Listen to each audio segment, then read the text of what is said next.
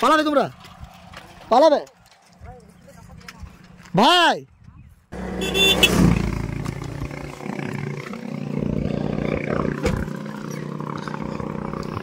সমাজের জন্য বা দেশের জন্য এক সেকেন্ড সময় নাই রাস্তার পথচারীদের। মানে আমাদের আমরা এমন হয়ে গেছি, শুধু নিজের নিজের নিজের নিজের নিজের নিজের নিজের যখন নিজের স্বার্থে অন্যের সময়টা প্রয়োজন হয় তখন আমরা বুঝি যে সময়ের মূল্য কতটা।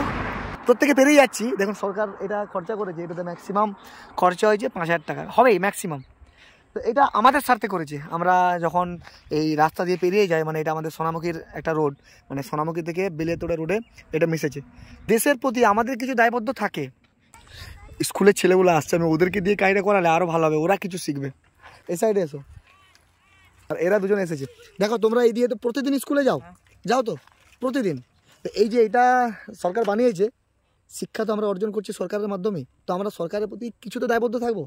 তো আমার ভালো লাগবে যদি আমার সাথে তোমরা ওইটা পরিষ্কার করবো, যদি একটু কাজে লাগবো। আসো আসো, সাইকেলগুলো এখানে রাখো। মনে হবে না একটু পরিষ্কার করি? এটা ভাবছো তুমি তোমাদের প্রাইভেট ছিল? কিসের জন্য প্রাইভেট যাবে, কিসের জন্য পড়াশোনা করবে? দেশের জন্য যদি কিছু না কাজ করি, মানে ওরা বলছে যে আমাদের প্রাইভেট আছে। তুমি কিসের জন্য প্রাইভেট যাবে? পড়াশোনা করার জন্য তো। পড়াশোনা কিসের জন্য করবে? পালাবে তোমরা, পালাবে ভাই, পালিয়ে গেলে তোমরা।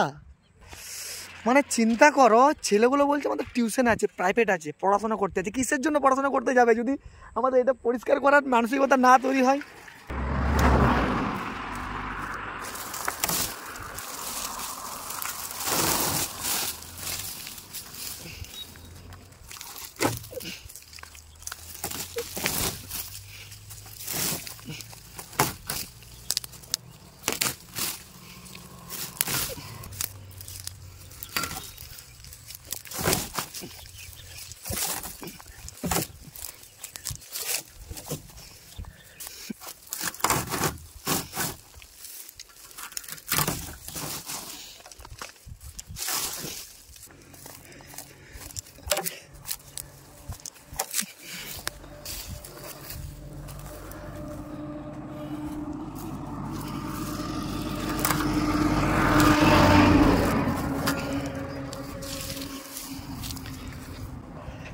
স্কুলের ছেলেগুলো, মানে আমি জিজ্ঞাসা করলাম যে ভাই আমার সাথে একটু লাগবি? বলছে আমার টিউশন আছে। তো পড়াশোনা কিসের জন্য করছি যদি সমাজের না আমরা কাজে লাগি? এটাও তো একটা সমাজের কাজ। সমাজের যদি আমরা কাজে না লাগি, আমরা শিক্ষা কিসের জন্য অর্জন করছি?